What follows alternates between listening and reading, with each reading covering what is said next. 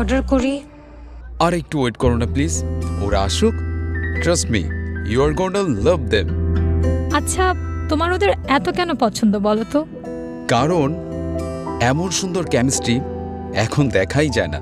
ওদের বাবুটা হওয়ার পর রেসপন্সিবিলিটি যখন বেড়ে গেল, তখন পরিবারের কথা চিন্তা করে একজন তো নিজের চাকরিটাই ছেড়ে দিল, তার পার্টনারকে ফুল সাপোর্ট করলো যেন সে তার ক্যারিয়ারে ফুল ফোকাসড থাকতে পারে। আর এমন স্যাক্রিফাইস এই যুগে কয়জন করতে পারে বলো তো? বাহ,